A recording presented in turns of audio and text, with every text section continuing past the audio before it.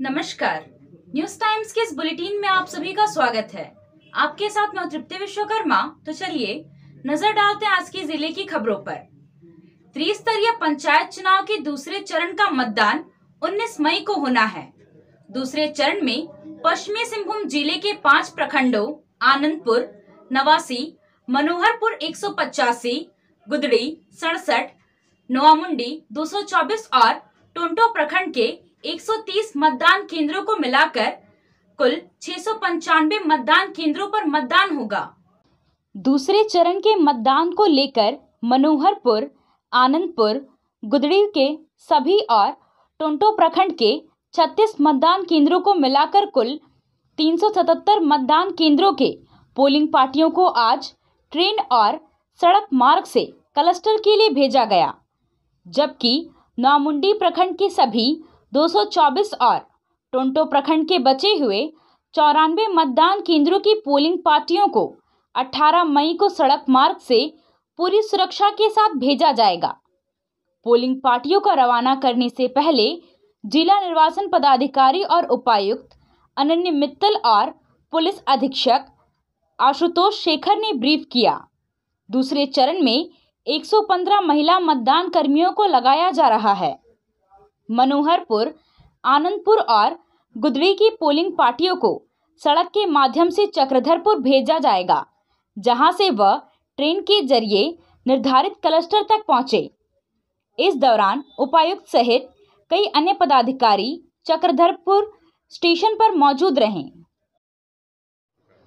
आज फेज़ 2 में चुनाव होने वाले D-2 की सभी पार्टी को रवाना किया गया। इसमें आनंदपुर के 89 बूथ, मनोहरपुर का 185 बूथ, गुदड़ी का 67 बूथ और टोंटो के 36 बूथ को आज रवाना किया गया है। ये सभी आज जाकर क्लस्टर पर विश्राम करेंगे। इसमें ख़ास बात यह है कि टोंटो और गुदड़ी की पार्टी बाई रोड जाएगी। मनोहरपुर का 89 पार्टी सभी बाई ट्रेन जाने वाली है। उनको चक्रधरपुर से 11 बजे ट्रेन है, तो हम लोगों ने इसलिए 10 बजे आज यहाँ से सबको रवाना कर दिया है। इसी प्रकार मनोहरपुर का 185 में से 140 पार्टी बाई ट्रेन जाएगी, वो सब चक्रधरपुर के लिए रवाना हो चुके हैं। शेष 45 पार्टी वो बाई रोड जाएगी, उनमें से अधिकांश पार्टी निकल गई है और जो बची हुई है वो पार्टी अभी निकल रही हैं। ये सीधे क्लस्टर में जाएंगी बाई रोड। जी, जो नोआमुंडी के सारी पार्टी है 224 बूथ की पार्टी कल D-1 में डिस्पैच होंगी। उसी प्रकार टोंटो के बचे हुए 96 बूथ वो बाई रोड कल D-1 में डिस्पैच होगा। इनका डिस्पैच कल सुबह 5 बजे से शुरू होगा और उम्मीद करते हैं कि 10 बजे तक सभी डिस्पैच हो जाएंगे।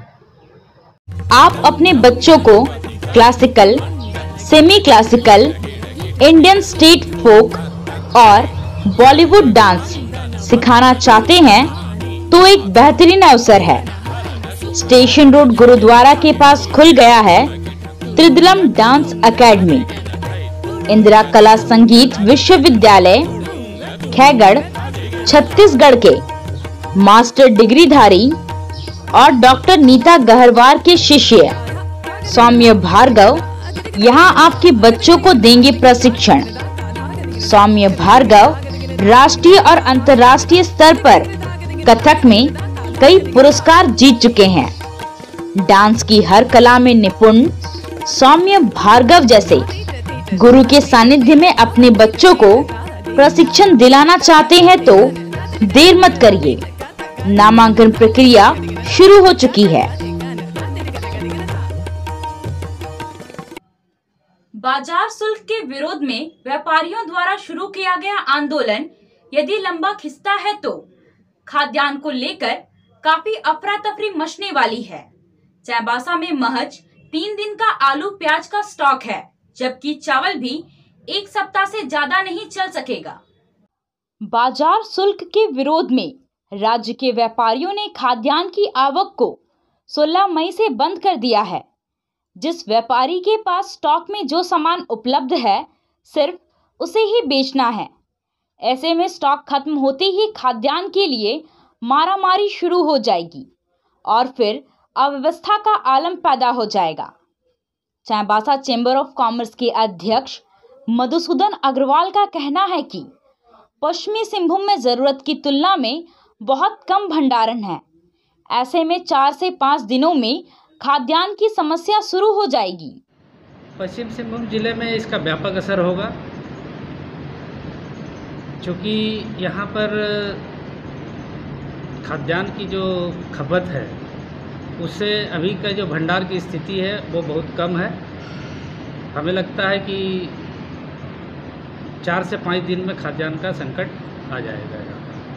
16 मई से आवक बंद करने का निर्णय पिछले 17 अप्रैल से ही ले लिया गया था, लेकिन झारखंड सरकार द्वारा व्यवसायियों को वार्तालाप के लिए नहीं बुलाया गया। ये बड़े दुर्भाग्य की बात है कि पूरे राज्य में राज्यव्यापी आंदोलन चल रहा है, लेकिन झारखंड सरकार द्वारा व्यवसायियों की अवहेलना लगातार की जा रही है। चाईबासा में हर दिन करीब 2 गाड़ी यानी 60 टन आलू की खपत है। 1 गाड़ी यानी 25 टन प्याज की खपत है। चाईबासा में फिलहाल 200 टन आलू और 120 टन प्याज उपलब्ध है। 2 गाड़ी यानी 60 टन दलहन की जरूरत पड़ती है, जबकि स्टॉक में 200 टन दलहन उपलब्ध है। प्रतिदिन करीब 10 टन खाद्य तेल की जरूरत पड़ती है और स्टॉक में 50 टन खाद्य तेल उपलब्ध है। यह सारी सामग्री अगले 3 से 5 दिनों में समाप्त हो जाएगी। अभी प्राप्त मात्रा में कम से कम 2-3 दिन 4 दिन तक चल जाएंगे। 2-3 हाँ दोनों दिन, लेकिन उसके बाद नहीं आ पाएंगे। 16 तारीख के बाद गाड़ी लोडिंग बंद है। और कितना खपत है डेली कम आलू और प्याज का? लगभग मोटा मोटी 1 गाड़ी करके खपत हो जाते हैं। आपका? नहीं सब मिला के। सब मिला के। हाँ, एक गाड़ी में कितना आता है? वही करीब 20 टन 22 टन आता है। मैंने अगले 4-5 दिन तक चल सकता है। उसके बाद समस्या हो सकता है। अच्छा, इस बीच में अभी कोई डिमांड इसकी बढ़ी हो, घटी हो? नहीं ऐसा कोई अभी डिमांड नहीं है बाजार में। नहीं वैसा कोई नहीं है, वैसा कोई डिमांड अभी नहीं है। आलू, प्याज, दलहन, चीनी और खाद्य तेल दूसरे राज्यों से झारखंड में आता है। चावल झारखंड में भी पैदा होता है, लेकिन झारखंड के राइस मिल मालिकों ने federation of Jharkhand chamber of commerce के समर्थन में चावल की बिक्री नहीं करने का निर्णय लिया है। ऐसे में चावल के लिए भी बड़ी समस्या खड़ी हो सकती है। चाईबासा में चावल का जो स्टॉक है वह किसी तरह 1 सप्ताह तक चलेगा। ऐसे में यदि सरकार और व्यापारियों के बीच बातचीत नहीं होगी और समस्या का समाधान नहीं होता है तो आने वाले दिनों में खाद्यान्न के लिए गंभीर संकट पैदा हो सकता है। अभी ऐसी पैनिक की स्थिति पैदा नहीं हुई है कि 2 दिन बंदी के हिसाब में, लेकिन अगर ये बंदी लगातार आगे चलते रहेगी तब बाज़ार में माल की शॉर्टेज आ जाएगी। स्टॉक जो है रखते हैं लोग चाईबासा में, जो होलसेलर जी, तो ये कितने दिन चलने के लायक रहता है? कितने दिन तक? देखिए चावल का स्टॉक तो मान के चलिए कि 5-7 दिन तो चल जाएगी, क्योंकि राइस मिलर जो है उन्होंने भी घोषणा कर दिया कि वो चावल बेचेंगे नहीं। हाँ, तो आपको लाना भी होगा तो कहाँ से लगेगा? अभी तो फिलहाल जो हमारे पास स्टॉक है वो 1 सप्ताह चल जाएगी चावल। मेल टूटेगी, माने ये चावल नहीं है तो वो इसका बदले में वो चावल आदमी को भरपाई करना पड़ेगा, लेकिन अभी पर्याप्त स्टॉक है हमारे पास। माने 5-7 दिन हम इसको खींच सकते हैं। 2 दिन तो ऑलरेडी हो गया है, उसके बाद दिक्कत आएगी। भीषण गर्मी के बीच उरांव समुदाय का ऐतिहासिक जतरा में विधि पूर्वक पूजा अर्चना पुजारी चमरू लकड़ा एवं दुर्गा कुजूर के द्वारा किया गया। चाईबासा के सातों अखाड़ा में क्षेत्रीय कमेटी के दिशा निर्देश के अनुरूप नाच गान धूमधाम से किया गया।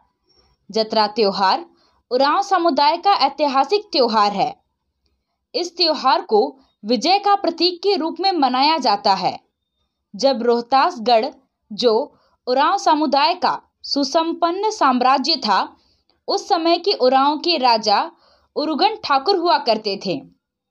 राज्य की खुशहाली एवं सुसंपन्नता को देखकर विदेशी आक्रमणकारियों द्वारा राज्य को अपने अधीन कब्जा करने की नीति से 3 बार आक्रमण किया गया, परंतु तीनों ही बार उन आक्रमणकारियों को पराजय का सामना करना पड़ा। इन तीनों युद्ध में दुश्मनों को पराजित करने में महिलाओं का ही विशेष योगदान रहा।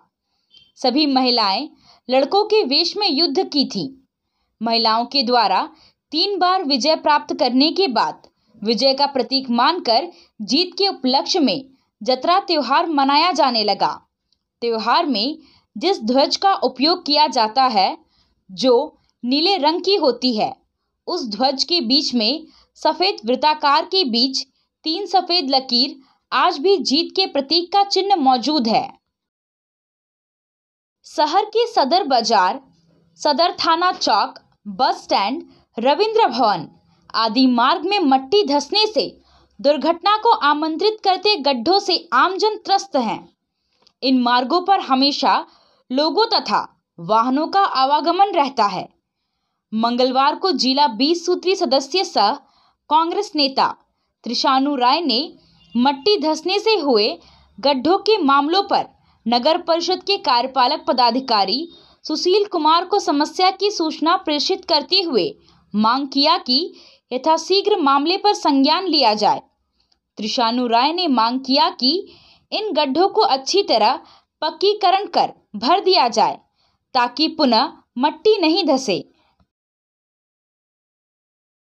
झारखंड सरकार के कृषि उपज एवं विपणन विधेयक 2022 को राज्यपाल रमेश बैस ने वापस लौटा दिया है। मीडिया खबरों के मुताबिक विधेयक के हिंदी और अंग्रेजी संस्करण में भिन्नता होने के कारण राज्यपाल ने इस विधेयक को वापस लौटा दिया है। अब इस विधेयक को संशोधित करने के बाद सरकार को फिर से सदन से पारित कराकर राज्यपाल के पास भेजना होगा।